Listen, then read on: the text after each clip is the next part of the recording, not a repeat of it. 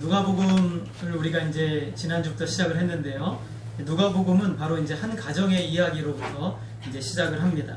그 가정은 세례 요한의 부모인 사가랴와 엘리사벳이라는 두 사람이죠. 5절을 보게 되면 유대 땅 헤롯 왕 때라고 이렇게 표현하고 있습니다. 여러분 성경을 보면 공간복음, 사복음서죠. 사복음서하고 사도행전을 보게 되면 헤롯이라는 사람이 한 4명 정도 나옵니다. 다 다른 사람이고 다 악한 사람, 다 나쁜 사람입니다. 헤롯이라는 사람은 좋은 사람이 없어요. 오늘 나오는 이 헤롯이라는 사람은 헤롯 대왕이라고 이렇게 원래 불림을 받았던 사람이죠. 폭군 중에 폭군이었습니다. 아내가 9명인데 그 중에 하나는 별 이유 없이 사형을 시켜버렸어요. 굉장히 난폭하고 충동적이고 잔인한 인물이 바로 이 헤롯 대왕이라는 사람이었습니다. 로마 식민지 가운데서 유대인들은 굉장히 어려운 생활을 하고 있었는데 특별히 유대인들이 거하는 그 지역에 분봉왕으로 헤롯이 이런 악한 왕이 분봉왕으로 있었으니 얼마나 유대인들이 힘들고 고통스러운 나날을 보내고 있었겠어요. 거기다가 유대의 영적인 지도자들, 제사장, 또 이렇게 서기관, 이런 사람들이 참 믿음이 좋아서 열심히 잘하면 좋을 텐데 그러지도 않았어요. 형식적인 예배에 빠져 있었고 형식적인 상황에 빠져 있었던 시기죠. 권위주의, 그리고 그 당시 부유한 권력층과 이 종교 지도자들이 결탁이 되어서 굉장히 물질 만능주의에 물들어 있었던 시기입니다. 상상을 초월했죠, 부패가. 그런 시기에 오늘 이 아비야 반열에 한 제사장이 가정이 있었는데 그 사람이 사가랴이고 그리고 엘리사벳이다 라고 이렇게 말씀하고 있습니다. 여러분, 이 당시에 이스라엘 전역에는 제사장이 몇 명 있었냐면 2만 명이 넘게 있었어요. 굉장히 많은 숫자죠. 그래서 2만 명이 넘는 숫자들이 성전을 다 돌보기는 어려우니까 24개의 반열로 나눴어요. 그러니까 24개의 그룹으로 나눈 거죠. 그래서 한 그룹당 한 1000명 정도가 섬기는 거예요. 그래서 1년 동안 순번을 정해서 이렇게 돌아가면서 한 그룹씩 정해서 섬기게 됐죠. 그 중에 바로 이제 이 아비야 반열에, 그러니까 그 24개 그룹 중에 아비야라는 반열이 있었는데 그 그룹에 속했던 분이 바로 이 사가랴라는 제사장이다라는 것이죠. 근데 이제 이 사가랴는 엘리사벳과 결혼했는데 보통 제사장들은요, 처녀랑 결혼을 해야 돼요. 굳이 제사장의 그 자손하고 결혼할 필요는 없는 거죠. 그런데 이 사가랴는 제사장의 아내일 뿐만 아니라 이 엘리사벳은 바로 아론의 직계 후손이에요. 굉장히 권위 있는 집안이죠. 아주 놀라운 집안인데 그 집안의 여인과 믿음의 결혼을 했다라고 할 수가 있어요.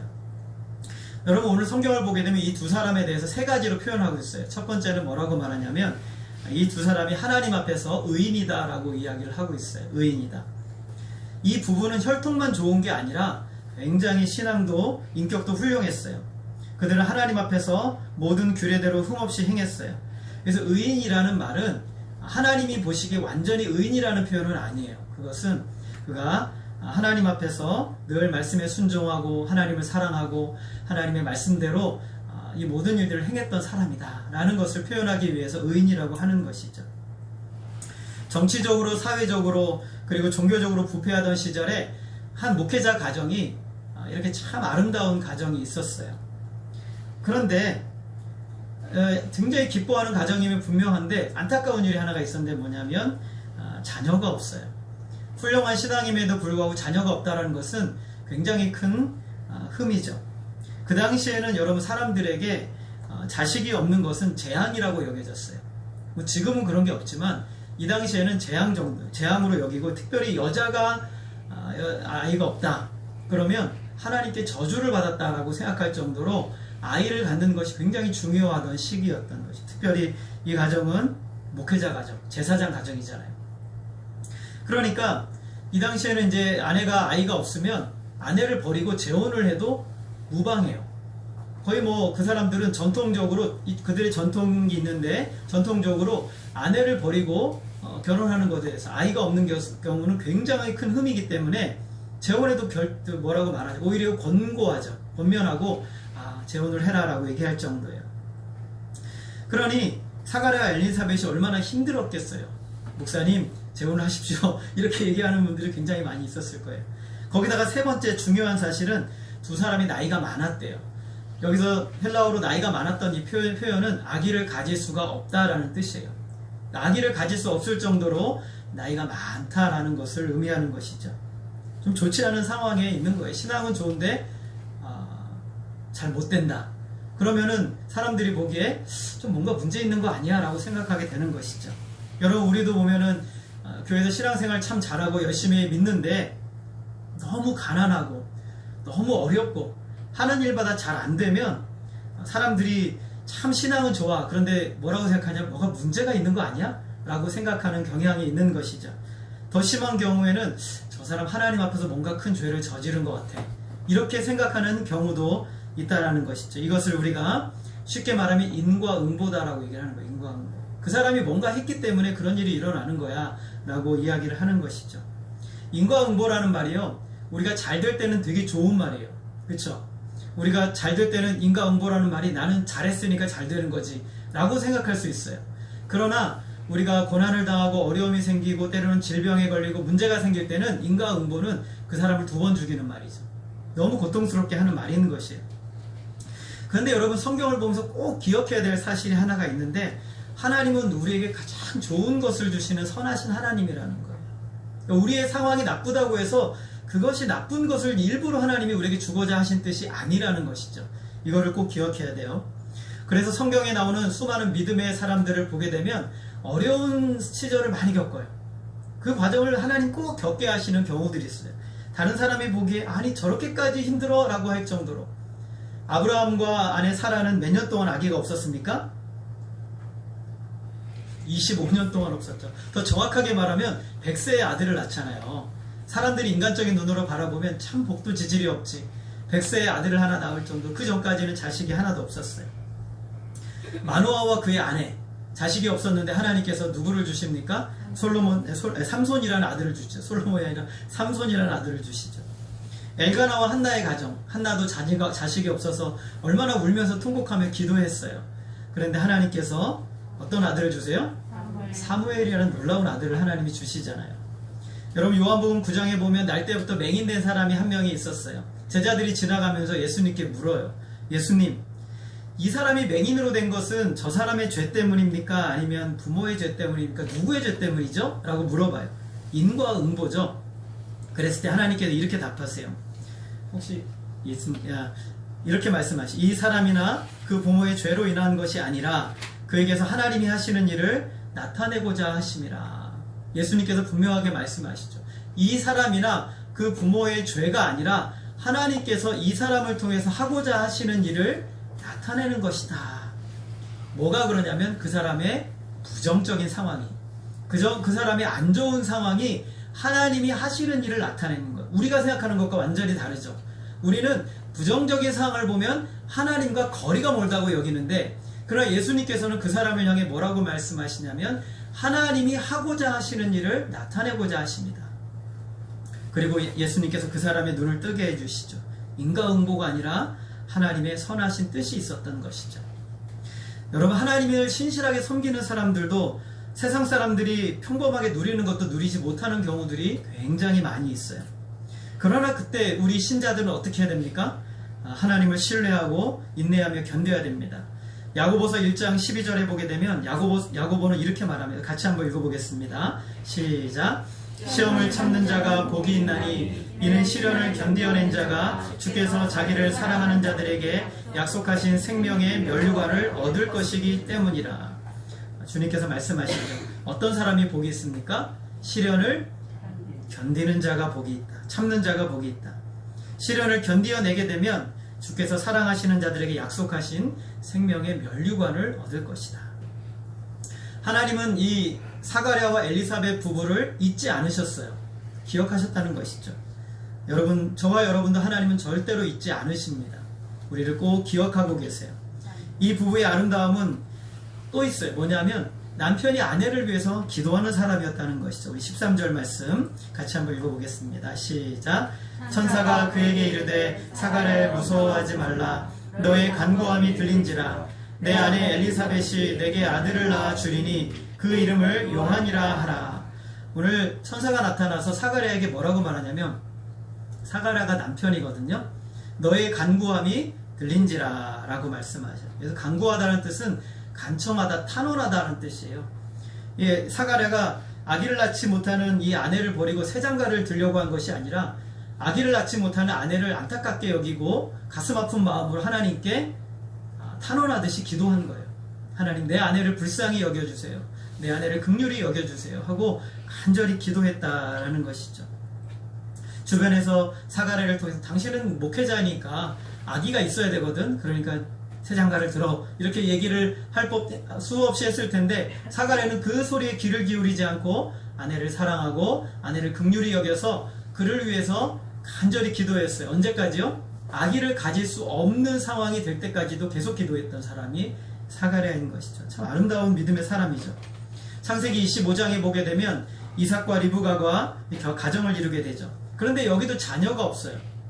몇 년 동안 자녀가 없어요? 20년 동안 자녀가 없어요. 그러니까 이삭이 어떻게 했습니까? 리브가를 위해서 똑같이 간구했어요. 똑같은 단어를 사용하고 있는데 하나님 앞에 간절히 기도한 거예요. 그랬더니 성경이 뭐라고 말하냐면, 하나님께서 그의 간구함을 들으셨더라, 이렇게 얘기를 하고 있어요. 하나님이 그 아내의 기도가 아니라 남편의 간절한 기도를 들으셨더라 라고 이야기를 하고 있어요. 저는 저와 여러분의 우리의 가정에 이런 기도의 역사가 일어나기를 소원합니다. 여러분의 아내가 인생의 문제와 아픔과 고통을 받고 있을 때 남편이 묵묵히 아내를 위해서 긍휼히 여기는 마음으로 기도하기를 소원합니다. 여러분의 남편이 아직 신앙이 없고 힘들고 문제 가운데 있을 때 여러분의 아내가 묵묵히 하나님께 기도하며 간절히 기도하기를 원합니다. 여러분의 자녀가 인생의 문제 가운데 있을 때, 슬픔과 고통과 실패 가운데 있을 때 여러분 부모님들이 하나님 앞에 나와 그를 대신해서 기도하시는 우리 모든 성도님들이 되시기를 소원합니다.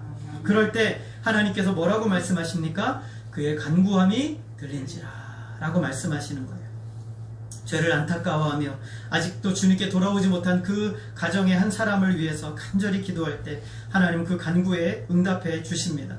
누가복음 5장에 보면 한 중풍병자가 있었어요. 근데 이 사람은 스스로는 어떻게 할 수 없는 사람이에요. 그랬더니 예수님이 이 근방에 오셨다는 소식을 듣고 4명의 친구가 이 중풍병자를 침상채로 매가지고 예수님이 계신 곳으로 갔어요. 갔더니 사람들이 너무 많아가지고 문 앞으로는 들어갈 수가 없어요. 그래서 옥상으로 올라가가지고 지붕을 뜯어가지고 그 지붕 아래로 침상채로 예수님 앞으로 친구를 내려뜨려요. 예수님께서 그걸 보시고 5장 20절 우리 같이 한번 읽겠습니다. 시작. 예수께서 그들의 믿음을 보시고 이르시되 이 사람아 내 죄사함을 받았느니라 하시니.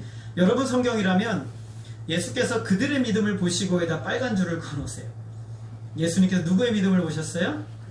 친구들의 믿음을 보신 거예요. 그리고 말씀하시는 것이 이 사람아 네 죄사함을 받았느니라 라고 말씀하고 있어요. 남편이 할 수 없다면 아내가 기도해야 됩니다. 아내가 기도할 수 없다면 남편이 기도하고, 자녀들이 기도할 수 없다면 부모가 기도하고, 부모가 기도하지 못한다면 자녀들이 기도해야 됩니다. 하나님은 누군가가 가정의 문제를 책임지고 기도해 주기를 바라고 있고, 우리 교회의 문제를 책임지고 누군가는 묵묵히 기도의 자리를 채우기를 원하세요. 그러면 하나님이 그들의 믿음을 보시고 그 간구함을 들어주시는 역사가 일어날 줄 믿습니다. 오늘 저와 여러분 안에 이런 기도가 시작되기를 소원합니다. 하나님 앞에, 하나님 존전 앞에 여러분의 가족들을 올려놓고 기도할 때 하나님은 반드시 그 기도를 응답해 주실 것입니다. 드디어 이 두 사람 앞에 놀라운 사건이 일어나는데, 여러분 8절 이하를 보게 되면 사가랴가 속한 제사장 반열에 특별히 이 주간에 하나님을 성전에서 섬기게 됐어요. 자, 그런데 성전에서 하루에 2번 분향이 이루어지는데 성소에 들어가는 사람 몇 명이 들어가냐면 1명이 들어가요. 그러면 아까 제가 그랬죠. 한 반열당, 한 그룹당 몇 명 정도 된다고 그랬어요? 한 1000명 정도 되는 거예요.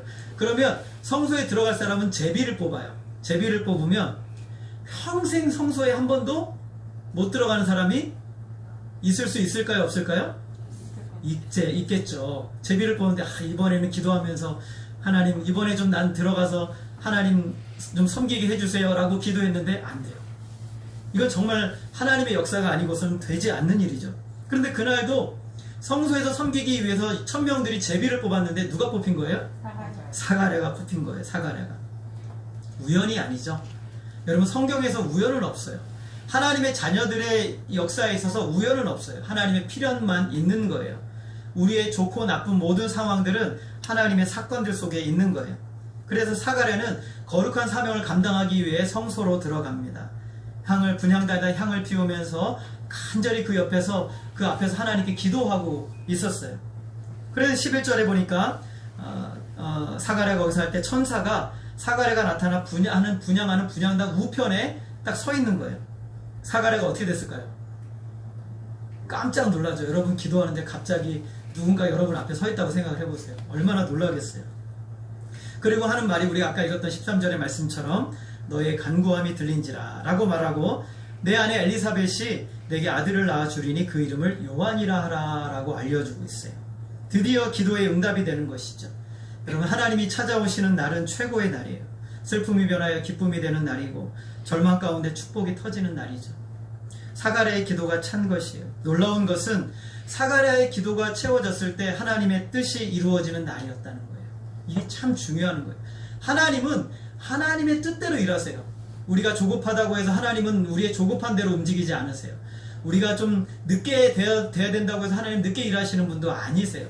하나님은 하나님의 때와 방법이 있으세요.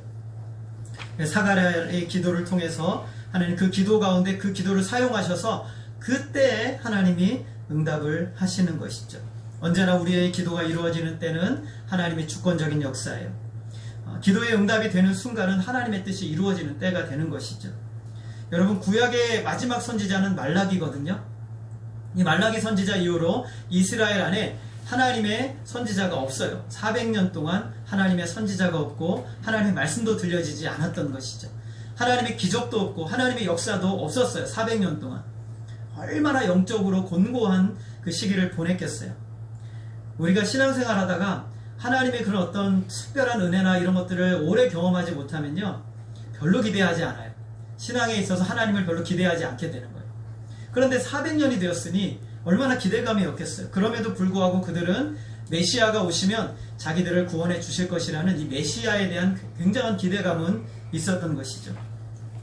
400년 동안 이상도 기적도 선지자도 없는 그런 상황이었었는데, 사가랴가 성전에 들어가 하나님을 섬기는데 그때 하나님의 천사가 탁 나타나신 거예요. 그리고 뭘 주세요? 하나님의 말씀을 주시는 거예요. 하나님의 계시의 말씀을 그에게 주시는 거예요. 얼마나 놀랍고 축복된 일이에요. 400년 동안 말씀이 없었는데 저와 여러분 중에 누군가가 하나님 앞에 새벽에 기도하는데 그날 하나님의 말씀이 떨어진다고 생각을 해보았어요. 굉장히 놀랍고 영광스러운 일이죠. 더군다나 사가랴는 목회자예요. 제사장이란 말이죠. 하나님의 말씀이 얼마만큼 지금 없었는지 가장 잘 알고 있는 사람이 사가랴예요.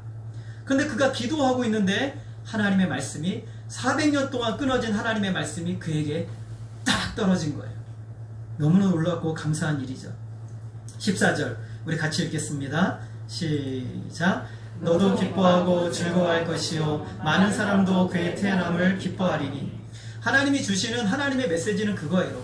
하나님의 말씀이 떨어지고 하나님의 약속이 이루어지는데 그 기쁨은 너만을 위한 것이 아니라 모든 사람들, 많은 사람들을 기쁨을 위하여 내가 너에게 이 응답을 준 것이다 라고 말하는 것이죠. 그러니까 이 자녀가 보통 자녀입니까? 특별한 자녀죠.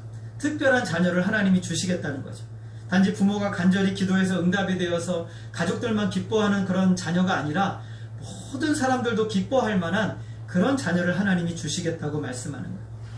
그야말로 400년 영적 암흑기를 끝내고 하나님의 백성들에게 드디어 말씀을 주셔서 영적인 기쁨과 구원의 역사를 시작하실 존재가 사가랴의 자녀로부터 시작되겠다라는 거예요. 너무 놀라운 일이죠.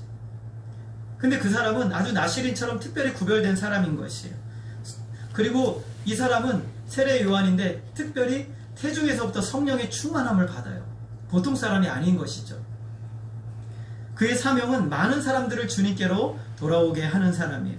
그리고 예수 그리스도의 오심을 준비하는 신약과 구약을 연결하는 아주 이 모든 하나님의 구원의 역사의 정점에 있는 사람이 바로 세례 요한이 될 것이다 라고 주님이 천사를 통해 말씀을 주시는 거예요.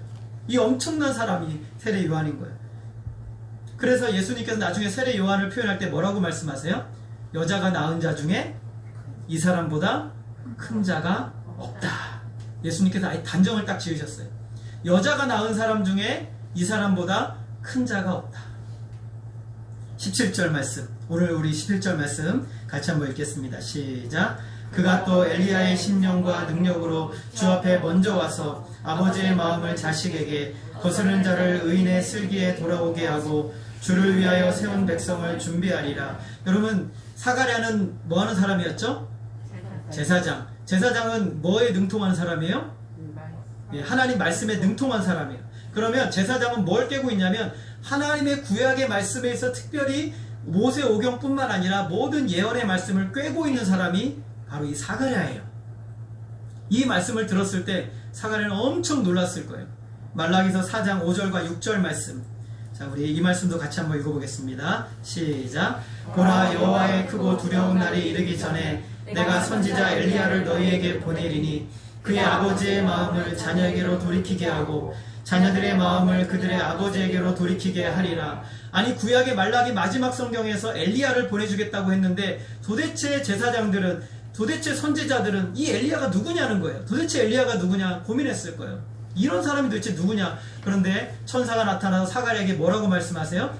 네 아들이 바로 엘리야다라고 말해요. 네 아들이 엘리야다라고 말씀하는 거예요. 감동이 정말 물밀듯이 몰려오겠죠. 이런 어떤 은혜가 우리에게 폭포수와 같이 부어지는 거예요. 지금 사가랴의 가족에 이렇게 놀라운 역사가 일어나요. 근데 그는 어떤 사람이에요? 마음을 바꾸는 사람이에요. 여러분, 사람의 힘으로 사람의 마음을 바꿀 수 있습니까? 못 바꾸죠. 그런데 이 세례 요한의 능력, 그 권능은 무엇이냐면 사람의 마음을 바꾸는 사람이 되는 거예요. 사람의 마음을.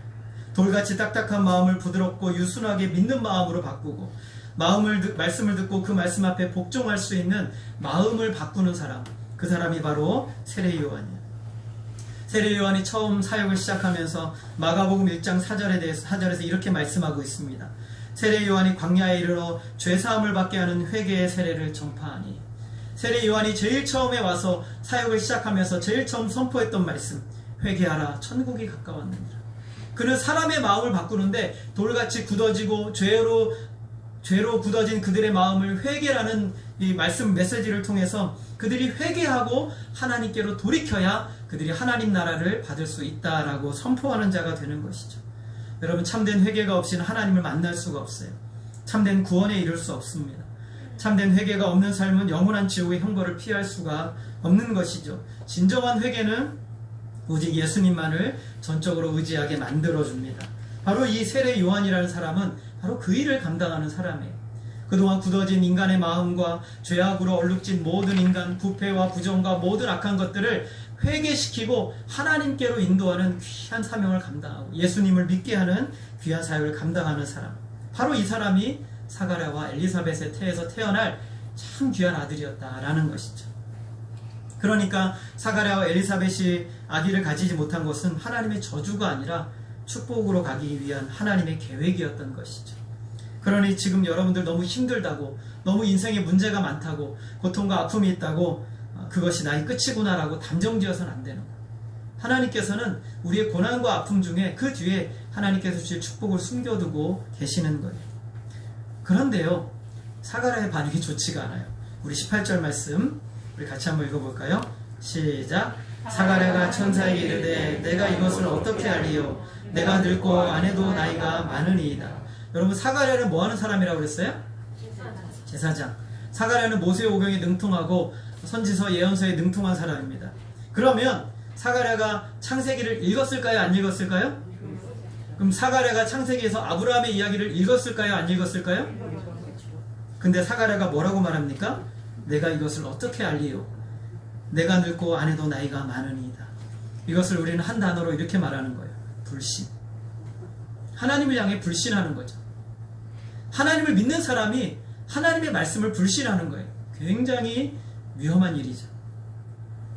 아기를 갖는 것이 불가능한 이 부부에게 아기를 주실 뿐만 아니라 이 놀라운 축복의 말씀을 들었으면 어떻게 해야 됩니까? 기뻐해야 되겠죠. 여러분 같으면 어떻게 하겠어요? 예. 우리는 믿음이 좋아서 이런 말씀을 들으면 냅다 받아서 하나님 정말 너무 감사합니다, 이렇게 해야 되는데 사가랴는 너무 사람이 이성적인 사람인 것 같아요. 내가 이것을 어떻게 알겠습니까? 나이도 많고 내 아내도 나이가 많은데 이거 어떻게 하겠습니까? 라고 말하는 거예요. 우리 같으면 주님 감사합니다. 아브라함의 축복이 나에게 임하는군요. 하나님 감사합니다. 할렐루야 찬송하면서 하나님 앞에 나가야 되는데 사가랴는 불신해요. 그는 제사장이죠. 지금으로 말하면 목사님입니다. 그는 말씀으로 사람들에게 하나님을 향한 믿음을 심어주는 참 귀한 직분을 가지고 있는 사람입니다. 그런데 지금 하나님의 말씀을 전하는 천사의 말을 믿지를 못해요. 그는 엘리사벳을 위해서 얼마만큼 기도했다고 그랬어요? 오래 기도했어요. 오래. 아기를 낳을 수 없는 순간까지도 기도했어요. 그런데 야 내가 기도에 응답을 줄게 라고 말하니까 사가랴가 뭐라고 말해요? 못 믿겠는데요? 이렇게 얘기를 하는 못 믿겠는데요? 라고 얘기를 하고 있는 것이죠. 여러분 기도를 왜 했습니까 그러면? 기도를 왜 한 거예요? 그냥 기도한 거예요. 그냥 기도한 것이죠. 하나님을 가장 잘 아는 사람이 하나님을 믿지 못하고 있어요. 기도를 하면서 한편에서는 설마 이 기도가 응답이 되겠어? 그러진 않을 거야 라고 그냥 기도하는 거예요. 여러분 이렇게 기도할 때가 있죠. 설마 그게 되겠어? 기도해달라고 하니까 기도만 하는 것이지. 여러분 누군가 여러분에게 와서 전사님, 권사님, 안수집사님 기도해 주세요. 기도하지. 그런데 기도하면서 그건 안 돼. 그건 안 되는 거지. 아유 그냥 기도만 할 뿐이야 라고 생각할 경우도 여러분 있죠. 아니에요. 역시 우리 김명희 권사님 믿음이 좋아서 우리는 김명희 권사님처럼 기도해야 될 거라고 믿고 기도해야 된단 말이죠. 사도행전에 보니까 야고보가 순교하고 베드로가 감옥에 갇혔습니다. 그런데 베드로도 이제 죽는 것이 시간 문제예요. 사형당하는 게 시간 문제란 말이죠. 성도들이요 베드로를 위해서 간절히 기도해야 됐어요. 마가 요한의 집에 같이 모여서 성도들이 주님 우리 베드로 목사님 지켜주세요. 베드로 사도님 지켜주세요. 간절히 기도했단 말이죠. 그 기도하는 그 시간에 성경을 보면 기가 막혀요. 그들이 기도하는 그 시간에 천사가 베드로를 찾아가요. 그 옥문을 열고 베드로를 옥에서 끄집어낸단 말이죠. 그리고 나서 베드로가 이들이 기도하는 집으로 가요. 마가 요한의 집에 가서 문을 두드려요. 다들 기도에 열심히 주여 하고 막 기도하고 있으니 듣지를 못하잖아요. 그랬더니 이제 그 중에 로데라는 여자아이가 하나가 있었어요. 나가보니까 베드로 목사님이 오신 거예요. 아유 목사님 하면서 너무 반가워가지고 문도 안 열어주고 집으로 들어가 버린 거예요. 그래서 이제 기도하는 분들을 깨웁니다. 목사님, 전사님, 권사님, 집사님, 베드로 목사님이 오셨어요. 그랬더니 따라하겠습니다. 네가 미쳤구나. 네가 미쳤구나 그래요. 그랬더니 로데가 하는 말이 아니요 목사님이 오셨다니까요. 여러분 따라하겠습니다. 그러면 그의 천사일 것이다. 여러분 기도를 왜 한 거예요? 그냥 간절히 기도한 거예요. 그러나 베드로는 살아날 가망이 없다라고 결론 지은 거예요. 여러분 우리의 기도가 이런 기도일 때가 얼마나 많이 있어요. 얼마나 우리가 이렇게 기도합니까? 응답이 되었더니 네가 미쳤구나. 응답이 되었더니 아마 천사일 거야 라고 이야기를 한단 말이죠. 이게 지금 엘리사벳의 사가랴의 반응이었던 거예요. 아니요 그럴 리는 없습니다 라고 얘기를 하는 거예요. 얼마나 이렇게 하나님 앞에 불신하고 있어요. 19절 천사가 말합니다. 천사가 대답하여 이르되 나는 하나님 앞에 서 있는 가브리엘이라. 이 좋은 소식을 전하여 내게 말하라고 보내심을 받았노라. 다니엘서에 나타난 천사장 가브리엘이 직접 너에게 왔다. 하나님의 천사장 미가엘과 가브리엘 천사장 두 명이 있는데 그 중에 가장 높은 가브리엘인 내가 왔다. 이거를 믿지 못하느냐? 좋은 소식을 전하라고 너에게 보내심을 받았다. 누가 보내셨어요? 하나님이. 가브리엘은 증거를 원하는 스가랴에게 그래 내가 너에게 증거를 주지 하면서 뭐라고 말하냐면 네가 말을 못하게 될 거야. 이 징계입니다. 하나님께서 사가랴에게 징계를 하시는 거예요. 그는 말로 사람들을 믿음을 세워주는 사람이었는데 그가 믿음의 사람이었는데 믿지 못하니 불신하자 증거를 요구하자 하나님께서 그를 말 못하게 만들어버려요. 언제까지요? 10개월 동안. 누가 태어날 때까지요? 요한이 태어날 때까지 말을 못하는 거예요. 그런데 사가랴에게 내려진 말 못하는 징계는 영원히 가는 게 아니에요. 그것은 10개월 동안만 말을 못하는 것이죠. 사가랴는 하나님의 말씀이 이루어지는 때 그의 입에 열리게 됩니다. 그리고 말을 못하는 것 자체는 부정적인 것 같지만 그러나 이 고통 또한 사가랴의 믿음이 깊어지도록 도우시는 하나님의 놀라운 은혜였어요. 여러분 우리 하나님은 선하세요. 우리의 연약함과 믿음 없음을 너무나 잘 아시는 것이죠. 때로는 우리를 징계하기도 하시고 때로는 벌을 주기도 하세요. 우리가 믿음이 없으면. 그러나 그 징계와 벌의 순간들조차도 뭐예요? 우리를 아름답게 세우시는 과정이에요. 사가랴와 엘리사벳은 이 축복의 사건을 10달 동안 말하지 못해요. 엘리사벳도 5달 동안 숨어서 지내고 사가랴도 말도 못해요. 여러분, 이 너무 좋은 소식이잖아요. 방방곡곡 다니면서 우리 아내가 임신을 했습니다 라고 말하고 싶은데 말을 할 수가 없어요. 이게 바로 하나님이 내려진 징계였어요. 얼마나 말하고 싶었을까요? 얼마나 이 축복을 전하고 싶었을까요? 그러나 그렇게 하지 못합니다.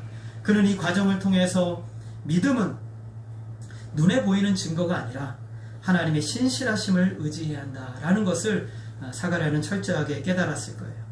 히브리서 3장 19절에 보면 출애굽 1세대들이 약속의 땅에 들어가지 못한 이유를 이렇게 말합니다. 우리 같이 한번 읽겠습니다. 시작. 이로보건대 그들이 믿지 아니함으로 능히 들어가지 못한 것이라. 여러분, 왜 가나안 땅에 못 들어갔습니까? 믿지 못했기 때문에 못 들어간 거예요. 불신은 영적으로 일어나는 만병의 근원입니다. 우리가 한번 불신을 마음속에 받아들이면 암처럼 우리를 삼켜버려요. 이사야서 7장 9절에 보면 하나님은 이렇게 말씀하십니다. 만일 너희가 굳게 믿지 아니하면 너희는 굳게 서지 못하리라. 여러분, 굳게 믿으시기를 바랍니다. 미국의 중서부에 작은 마을에 오랫동안 가뭄이 들었어요. 비가 오지 않았어요. 제가 한번 말씀드린 적이 있었는데 교회가 안 되겠다 싶어서 하나님께 기도하자고 성도들 다 모았어요. 그래서 다 모이라고 했더니 성도들이 다 모였어요. 모든 성도들이 다 모여서 우리 이제 하나님께 기도합시다. 은혜를 구합시다. 라고 기도하기에 모였어요. 목사님이 기도회를 인도하기 위해서 맨 앞으로 나갔어요. 그때 보니까 목사님 맨 앞줄에 한 여자아이가 있는데 그 여자아이 손목에 뭐가 쥐어져 있었냐면 빨간 우산 하나가 손에 쥐어져 있었던 거예요. 다른 사람들은 아무도 우산을 가져온 사람이 없는데 이 아이만 우산을 가지고 온 거예요. 무슨 말을 하고 싶은 겁니까? 모든 사람들은 기도하러 왔지만 이 소녀는 뭘 보기 위해 왔어요? 응답을 보기 위해 온 거예요. 하나님의 응답을 보기 위해 왔어요. 여러분, 우리의 신앙은 단지 기도하는 것이 우리의 인생의 목적이 아니라 하나님을 만나고 하나님이 주시는 놀라운 은혜 안에 우리가 더 들어가기 위한 그런 기도의 시간이 되어야지, 우리는 단지 그냥 기도하기 위해서 시간을 때운다는 것은 아무 의미 없는 것이죠. 하나님을 만나고 하나님의 은혜를 구하는 것이, 하나님께서 일하실 것을 믿고 기도하는 것과 그저 기도하는 것은 완전히 다른 기도예요. 하나님을 만나고 하나님의 존전 앞에 나아가는 믿음으로 기도하는 것과 그저 기도하는 시간에 나와 있는 것은 완전히 다른 기도의 순간이죠. 오늘 하나님을 만나고 가장 선하신 하나님이 우리에게 선한 역사를 이루어질 것을 우리가 믿으며 사모하며 기도하시기를 바랍니다. 주님께서 말씀하시죠. 하나님께서 밤낮 부르짖는 택하신 자들의 원한을 풀어주시지 아니하겠느냐. 그들에게 오래 참으시겠느냐. 따라하겠습니다. 내가 너희에게 이르노니 속히 그 원한을 풀어주시리라. 여러분, 하나님을 믿으시기를 바랍니다. 누가복음의 첫 번째 사건은 참 믿음이 무엇인지 저와 여러분에게 말씀하고 있는 것이죠. 간절함으로 기도하고 소원하지만 그 기도와 전혀 상관없이 살아간다면, 그 일상을 살아간다면 불신의 삶을 살고 있는 것이죠. 예수님이 오시는 시기에, 이 시기는 불신의 시기였어요. 제사장 그리고 서기관, 그리고 모든 종교 지도자들 뿐만 아니라 모든 유대인들조차도 하나님을 믿지 못하는 불신의 시기를 살아가고 있었어요. 그래서 예수님이 이 땅에 오시자 어떤 일이었었냐면 사람들이 그를 알아보지 못했다라고 말하고 있어요. 알아보지 못했을 뿐만 아니라 요한복음에 보면 그를 배척했다라고 말하고 있어요. 믿음으로 메시아를 기도하고 믿음으로 메시아를 달라고 요청하며 기도했는데 정작 메시아가 오시자 메시아가 아니라고 얘기해버린 거예요. 그를 믿을 수가 없다라고 얘기해버린 것이죠. 이것이 바로 불신의 시대를 살아가던 그들 가운데 오신 예수님의 메시지였어요. 오늘 저와 여러분은 이 시대를 살아가고 있어요. 참 우리는 어찌 보면 불신의 시대를 살아가고 있는 거예요. 믿음이 없는 시대를 살아가고 있습니다. 그럼에도 하나님은 오늘 우리에게 믿음의 사람들을 찾고 계세요. 오늘 주님께서 말씀하시면, 오늘 사도 바울이 그 풍랑 가운데, 고통 가운데 마지막 로마행을 가고 있을 때, 모두가 다 두려움 가운데 있을 때 주님께서 그 전날 밤에 사도 바울에게 나타나서 말씀하세요. 내가 이 영혼들 다 지켜주겠다, 다 안전하게 지켜주겠다라고 말해요. 그러자 사도 바울이 아침에 일어나서 모든 사람들을 안심시키고 말합니다. 나는 주님이 나에게 말씀하신 그대로 될 줄로 믿느니라. 나는 주님이 나에게 말씀하신 그대로 되는 줄을 믿느니라 라고 말하고 있어요. 여러분, 주님의 말씀을 믿으시기를 바랍니다. 오늘 저와 여러분의 인생의 여정 가운데 얼마나 수많은 일들이 일어나고 있어요. 얼마나 답답한 일들이 많이 일어나고 있어요. 사가랴가 그의 아내를 위해서 한 기도는 너무나 아름다운 기도였지만, 그러나 그것이 응답될 것이라고 믿지 못했던 그의 불신을 우리 주님은 지적하시고, 그렇게 기도했다면 믿고 받은 줄로 믿으라고 약속하고 있는 것이죠. 오늘 우리는 한 주의 삶을 또 시작합니다. 이제 친척들을 만나게 되는 추석 명절이 되는 것이죠. 여러분, 그분들에게 무엇을 보여주시겠습니까? 믿음의 삶이란 이런 것이다 라는 것을 보여주시기를 부탁드립니다. 지금 나에게 되어지는 것도 없고 현실도 아프고 문제도 많고 고통도 많지만, 그러나 하나님은 나를 절대로 외면하지 않으시고 나를 기억하시고 내가 간절히 기도한 기도에 대해서 하나님 반드시 응답해 주실 것이다 라는 것을 믿음으로 보여주심으로, 하나님의 나라가 오늘 저와 여러분의 입술을 통해서, 여러분의 삶을 통해서 증거되고 선포되어지는 복된 한 주의 삶이 또 저와 여러분의 삶이 되어지기를 주님의 이름으로 소원합니다. 기도하겠습니다.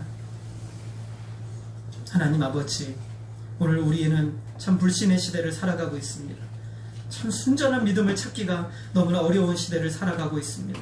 그러나 오늘 우리가 이 말씀을 꼭 기억하게 하여 주시옵소서. 신앙이 너무나 훌륭했던 사가랴와 엘리사벳, 사가랴는 참 아내를 위해서 간절히 기도했지만, 그러나 그것이 이루어진다라고 말했을 때 믿지 못했던 그런 모습이 아니라, 우리는 어느 순간이든지 끝까지 포기하지 않고 하나님을 믿는 믿음으로 기도하며 의지하며 하나님만 붙들고 나아가게 하여 주옵소서. 모든 상황 가운데 역사하실 하나님을 신뢰하게 하여 주시고, 우리가 어려운 가운데 고통 가운데 있을 때 반드시 우리를 붙드셔서 이 가운데 건져주실 하나님을 기억하면서 믿음으로 나아가게 하여 주옵소서.